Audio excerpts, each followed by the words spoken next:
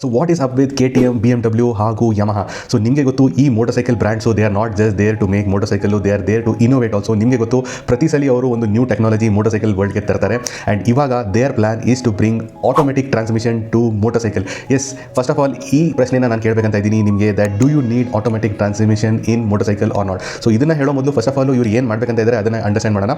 I know ನೀವು ಹೇಳ್ಬೋದು ಹಾಂಡಾ and other Japanese ಮ್ಯಾನುಫ್ಯಾಕ್ಚರರ್ಸೂ ಇದೇ ಥರ ಪ್ಲಾನ್ ಇದ್ದಾರಲ್ವಾ. ಹಾಂಡಾದವರು ಆಲ್ರೆಡಿ DCT ತಂದಿದ್ರು ಆ್ಯಂಡ್ ರೀಸೆಂಟ್ಲಿ ಈ ಕ್ಲಚ್ ಸಿಸ್ಟಮ್ ತಂದಿದ್ರು, which is not exactly automatic, but ನಿಮಗೆ ಒಂದು ರೀತಿ ಇದು ಕ್ವಿಕ್ ಶಿಫ್ಟರ್ನ ರಿಪ್ಲೇಸ್ ಮಾಡುವಂಥ system, more smoother quick shifter. ನೀವು ವಿದೌಟ್ ಕ್ಲಚ್ಚು ಗೇರ್ಸ್ನ ಶಿಫ್ಟ್ ಮಾಡ್ಬೋದು, ಬಟ್ ಗೇರ್ಸ್ನ ನೀವು ಅಲ್ಲಿ ಶಿಫ್ಟ್ ಮಾಡಬೇಕು.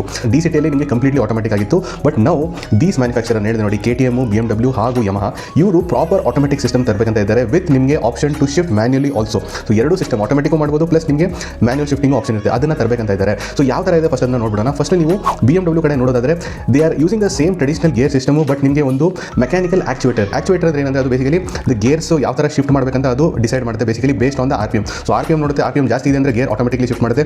ಐ ಥಿಂಕ್ ನೀವು ಕಾರ್ಸಲ್ಲಿ ಇದನ್ನು ಆಲ್ರೆಡಿ ನೋಡುತ್ತೀರಾ AMT ಅಲ್ಲ. ಸೊ ಅದೇ ಥರ system basically the mechanical system ಬಂದು BMW ಅಲ್ಲಿ ಮಾಡಿದ್ದಾರೆ. ಇದು ಅಷ್ಟು ಎಫೆಕ್ಟಿವ್ ಆಗಿ ಜನರಲಿ ಇರಲ್ಲ, ಬಿಕಾಸ್ ನಿಮಗೆ ಆಲ್ ದ ಟೈಮ್ ನೀವು ಬೇಸ್ಡ್ ಆನ್ ದ RPM ನೀವು ಶಿಫ್ಟ್ ಮಾಡಲ್ಲ. So that is the kind of system BMW introduce ಮಾಡ್ತಾರೆ. ಐ ಥಿಂಕ್ ಅದು F450 GS ಅಲ್ಲೂ ಇದು ಬರುತ್ತೆ ನಿಮಗೆ ಈಸಿ ಕ್ಲಚ್ ಸಿಸ್ಟಮಲ್ಲಿ ಇನ್ನವೇ ಸ್ವಲ್ಪ.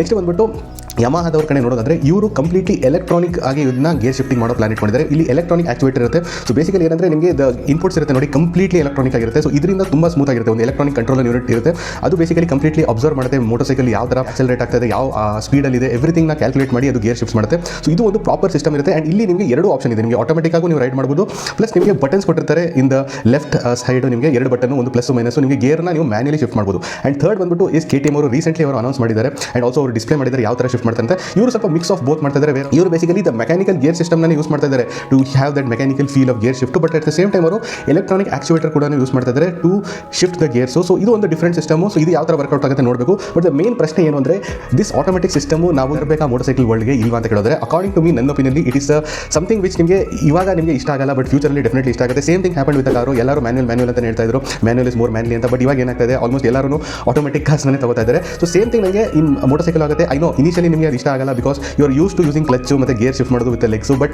ಅದು ಮಸಲ್ ಮೆಮರಿಗೆ ನೀವು ಟ್ರೈನ್ ಮಾಡ್ಬೋದು to use the hand to shift the gears manually. And when you don't need you can use automatic. And automatic ತುಂಬ ಯೂಸ್ಫುಲ್ ಇದೆ. ನಿಮಗೆ ನಾರ್ಮಲ್ ಟ್ರಾಫಿಕ್ ಸಿಚುವೇಷನಲ್ಲಿ ನಿಮಗೆ again and again gear shift ಮಾಡೋಕ್ಕೆ ಇಷ್ಟ ಆಗಲ್ಲ. ಕೆಲವು ಆಫ್ ರೋಡ್ ಸಿನಾರಿಯೋ ಕೂಡ ನಿಮಗೆ ಗೇರ್ ಶಿಫ್ಟ್ ಮಾಡೋಕ್ಕೆ ಇಷ್ಟ ಇರಲ್ಲ. And also I would say saddling ಮಾಡಬೇಕಾದ್ರೂ ನಿಮಗೆ ನಿಂತ್ಕೊಬಿಟ್ಟು ಗೇರ್ ಶಿಫ್ಟ್ ಮಾಡೋದು ವಿತ್ ಹ್ಯಾಂಡ್ ತುಂಬ ಕಷ್ಟ ಇರುತ್ತೆ. ಸೊ ಮೆನಿ ನೀವು ಸಿನಾರಿಯೋಸ್ ನೋಡೋದಾದ್ರೆ practically automatic gear shifting is very very useful. Feel gear ಏನೂ ಹೋಗಲ್ಲ ನನ್ನ ಒಪಿನಿಯನ್ಲಿ. ಅದು ಜಸ್ಟ್ ಒಂದು ಮಸಲ್ ಮೆಮರಿ ಚೇಂಜ್ ಆಗುತ್ತೆ to enjoy the gear shifting. But ನನ್ನ ಪ್ರಕಾರ the motor cycle will still remain alive. So ನನ್ನ ಒಪಿನಿಯನ್ಲಿ ಈ ಆಟೋಮೆಟಿಕ್ ಗೇರ್ ಟ್ರಾನ್ಸ್ಮಿಷನ್ ಬರಬೇಕು ಮೋಟರ್ ಸೈಕಲ್ಸಲ್ಲಿ.